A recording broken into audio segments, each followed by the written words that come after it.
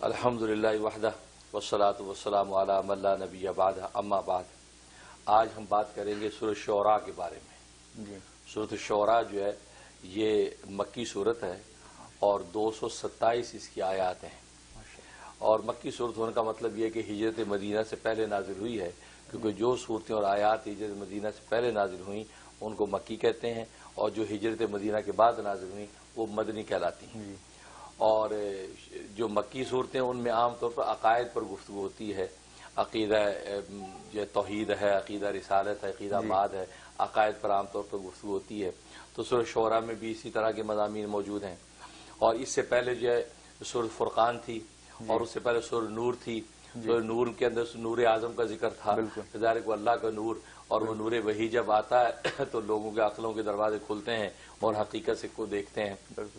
اور پھر اس کے بعد نور کی روشنی جب پھیلتی ہے، اب صحیح اور غلط کا فرق بھی نظر آنے لگتا ہے، تو سورہ فرقان آ گئی، تو وہاں فرقان اعظم کا ذکر ہوا کہ جناب فرق کرنے والی ایک چیز آپ کو عطا کر دی گئی کہ جس میں حق و باطل کا فرق کر لیں۔ تو اس فرقان اعظم کے بعد اب شعراء میں مبلغ اعظم کا ذکر ہے۔ اچھا، مبلغ اعظم کا ذکر ہے کہ نبی پاک صلی اللہ علیہ وسلم مراد ہیں اس سے، اور وہ مبلغ اعظم ہے۔ ان کی تبلیغ دین کی دعوت کی تڑپ کا عالم یہ ہے کہ اللہ تبارک و تعالیٰ کو آپ کو روکنا پڑا کہ فرمایا کہ اللہ کا باقی نفس کا اللہ یکون مومنین، کہا کہ کیا ہو گیا کہ آپ اپنی جان کو ہلاک کر لیں گے اس غم اور صدمے میں کہ یہ لوگ ایمان نہیں لاتے۔ تو گویا کہ اس تبلیغ کا ایسا درد جو ہے وہ کائنات انسانی نے دیکھا نہیں ہے، کہ بس وہ یہ چاہتے ہیں کہ جنت میں جانے والے یہ لوگ بن جائیں اور جہنم کے اولناک آگ سے بچ جائیں۔ اسی تڑپ میں آپ دعوت تبلیغ کر رہے ہیں، اس مبلغ اعظم کا ذکر ہے۔ اور انہوں نے جب دعوت تبلیغ کی، ظاہر ہے کہ وہ عرب کا معاشرہ شعر و ادب کا معاشرہ تھا، وہاں ہر وقت سے شعر و ادب کی باتیں ہوتی تھی۔ جب قرآن کریم پیش کیا تو انہوں نے یہ سمجھا کہ یہ بھی کوئی شعر و شاعری ہے، انہوں نے اس کو شعر و شاعری سمجھا، اور جس کے نتیجے میں انہوں نے فوراً جو ہے یہ کہہ ڈالا کہ یہ کیسا شاعرانہ کلام ہے، یہ تو شاعر ہے۔ اور شاعر ہونا کوئی کمال کی بات اس لیے نہیں تھی کہ وہاں مکہ کے ماحول میں تو 9 سال کی بچیاں 90 اشعار کا قصیدہ برجستہ پڑھ دیتی تھیں، یہ عالم تھا۔ تو وہاں کے نبی پاک صلی اللہ علیہ وسلم ایز اے شاعر اگر آ جاتے ہیں تو کون سے کمال کی بات تھی۔ انہوں نے کہا کہ یہ تو شاعر ہے اور یہ شعر و شاعری ہے، لیکن اور اس کی وجہ بنیادی یہ تھی، اصل میں شعر کا لغوی معنی ہے وہ بات جو دل میں اتر جائے۔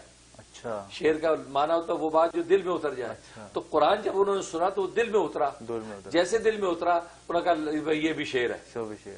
حالانکہ دل میں اترنے سے یہ مطلب نہیں کہ وہ شعر ہو سکے کوئی اور ایسی حقیقت ہو جو تمہیں سنائی جا رہی ہو۔ اور یہ وجہ کہ قرآن نے پھر اس کی نفی کی کہ نبی شاعر نہیں ہے، اور یہ وجہ کہ ابو جہل تک نے یہ قرار کیا کہ یہ محمد کا جو کلام ہے یہ لا نثر ولا شعر، نہ نثر نہ شعر ہے، اور لیکن اس کے اندر لذت ایسی ہے کہ اس کو سنے بغیر جو ہے وہ تاب نہیں آتی۔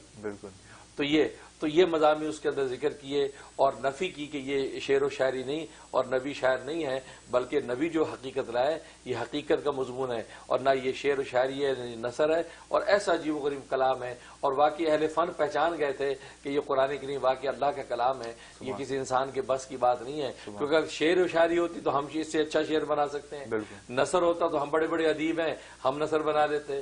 اس کا مطلب ہے کہ واقعی یہ اللہ کا کلام ہے، لیکن بعد میں ان کی ضد اور اناد اور ان کی چودراہٹ کی جو ناک تھی وہ انہوں نے جھکنے نہیں دیا، اور وہ اسلام کے اندر داخل نہیں ہوئے۔ لیکن نبی کا درد یہ تھا کہ جب یہ اس بات کو جو ہے وہ جانتے ہیں کہ یہ کلام برحق ہے، کلام صادق ہے اور کلام ربانی ہے تو مان بھی لیں، کیونکہ ایمان جو ہے جاننے کا نام نہیں ماننے کا نام ہے۔ تو جان تو گئے تھے لیکن مانتے نہیں تھے۔ اور نبی کی جو یہ تڑپ تھی کہ جس پر قرآن کو یہ کہنا پڑا کہ لا اللہ کا باقی نفس کا لا اللہ یکون مومنین، کیا آپ اپنی جان کو ہلاک کر لیں گے اس غم میں کہ یہ ایمان نہیں لاتے؟ آپ پر تحمل کیجئے، آپ بلغ ما انزل الیک، آپ تبلیغ کرتے رہیے، لیکن جو ہے یہ توفیق الہی ہے کہ جس کو یہ توفیق مل جائے۔ تو اس انداز سے اس شعراء کے اندر اس مضمون کو ذکر کیا گیا۔ اور آپ جہاں تک اس کے فضائل و فوائد کا تعلق ہے، اور اس کا ایک زبردست فائدہ یہ کہ اگر جو شخص بد کلام ہے، فحش کلام کرتا ہے، بد کلامی کرتا ہے، اور عام طور پہ بچوں کے اندر یہ شکایت ہوتی ہے والدین کو، یہ بچہ جو ہے پتہ نہیں کیا کہاں سے گالیاں سیکھ کے آ گیا، گالیاں دیتا ہے، پتہ نہیں کہاں سے ایسی بیڈ ورڈ یوز کرتا ہے، ایسی باتیں کرتے ہیں۔ تو اس کے لیے سورہ شعراء میں بڑا زبردست یہ اثر ہے کہ سورہ شعراء روزانہ تلاوت کر کے پانی دب کر کے اس بچے کو پلایا جائے۔ اس کو پلائے تو وہ 21 دن کرے بلا ناغا، انشاءاللہ اس کی زبان میں شائستگی پیدا ہو جائے گی اور وہ پاکیزہ کلام کرنے لگے گا. اچھا ماشاءاللہ، ایک فائدہ یہ زبردست. اور دوسرا فائدہ اس کا یہ ہے کہ جو یہ چاہتا ہے کہ دشمن جو ہے جو اس پر پھپتیاں اڑاتے ہیں، مذاق اڑاتے ہیں، اس کو اذیت تکلیف دیتے ہیں اور اس سے باز آ جائیں، کیونکہ کلام کے ذریعے سے جو اذیت ہوتی ہے وہ اذیت ہاتھ کے ذریعے سے نہیں دی جا سکتی. بالکل.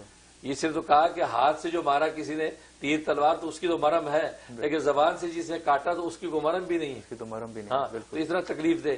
فرمایا ایسے اگر دشمن ہے کہ جو اس طرح کی باتیں کر کے دل آزاری کرتے ہیں تو فرمایا سورہ شورا روزانہ پڑھ کے ان دشمنوں کا تصور کرے کہ اگر دعا کر لیں تو اللہ تبارک و تعالیٰ ان کو یا تو کلام خیر کرنے کی توفیق دے دیں گے، ورنہ ان کا منہ جو بند ہو جائے گا، مطلب وہ آپ کا خیال ہی چھوڑ دیں گے، وہ اپنی مصیبتوں میں پڑ جائیں گے اور آپ ان کے اذیت سے محفوظ ہو جائیں گے. سبحان اللہ. حضرت یہ تو آج کل آپ کو پتا ہے کہ اسکول میں کالجز میں ایک بیماری ہے بلی کرنے کی. بولی، ہاں، تو میرا خیال ہے کہ یہ بلی کرنے والے جو اسٹوڈنٹس بلی اپنے آپ کو محسوس کرتے ہیں کہ ہمیں بلی کیا جا رہا ہے، بالکل، تو ان کو یہ خود پڑھیں یا ان کے والدین پڑھ دیں؟ والدین ایز اے وکالت، آپ کو تو وکالت تو توکیل تو جائز ہے، بالکل، تو بطور وکیل جو ہے والدین پڑھیں، پڑھ کے بچوں کو پانی پلا دیں، ان کے دم کر دیں، ان کے دعا کر لیں، تو یہ بہت اچھا آپ نے کہا کہ یہ وہ بولی کرنے سے بچ جائیں گے. بلی ہوتے ہیں بچے، اور بچے واقعی وہ کرٹیسزم تھوڑا سا کر دیں بچے ڈپریس ہو جاتے ہیں، اور باقی یہ بولی کے چکر میں بہت ڈپریشن میں چلے جاتے ہیں ڈپریشن میں چلے. تو سورہ شورا زبردست ہے کہ وہ اس قسم کے جو ہے معاملات سے محفوظ رہیں گے. بالکل ماشاءاللہ. اور جہاں تک کسی خواب میں تعبیر کا تعلق ہے